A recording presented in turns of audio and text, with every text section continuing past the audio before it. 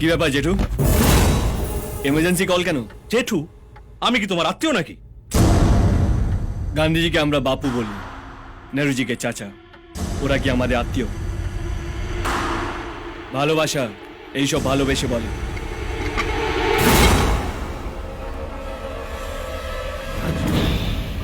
জেঠু, চায় চিনি খান না?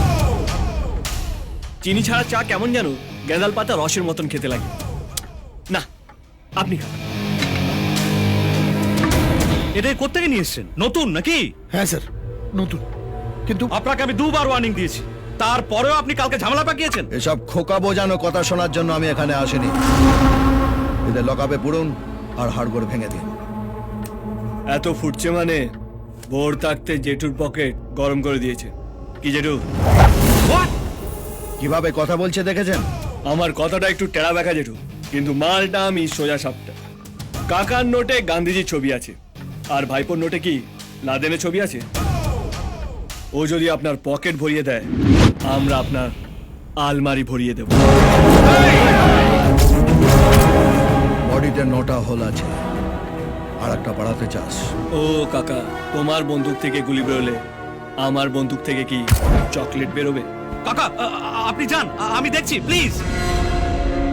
আপনাকে টাকা দিক ঘুমটা টেনে দাঁড়িয়ে থাকার জন্য নয়, ঘুমটার আড়ালে খ্যামটা নাচার জন্য। যেমন বলবো তেমন নাচবেন। রানীগঞ্জের ল আপনার হাতে, তো অর্ডার আমার হাতে। আজকের পর কেউ যদি আমার রাস্তা কাটে, তাহলে আপনার গলাটা আগে কাটা যাবে।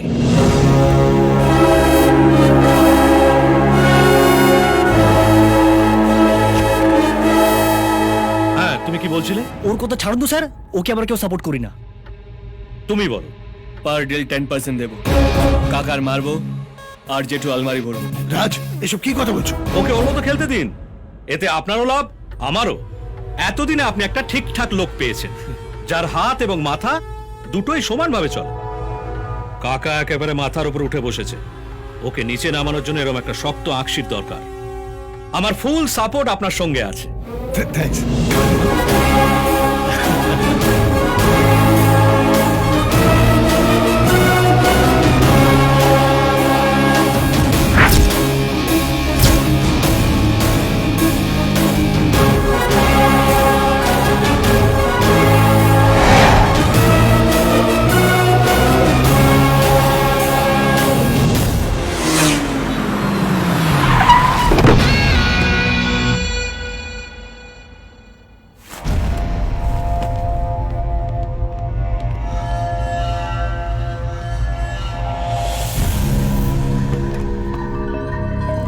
ওই যে দাদা, কাকার হয়ে বল্লভপুরে যে 20 বিঘা জমিটা দখল করেছ, সেটা ভবানী পাঠকের নামে ট্রান্সফার করতে হবে।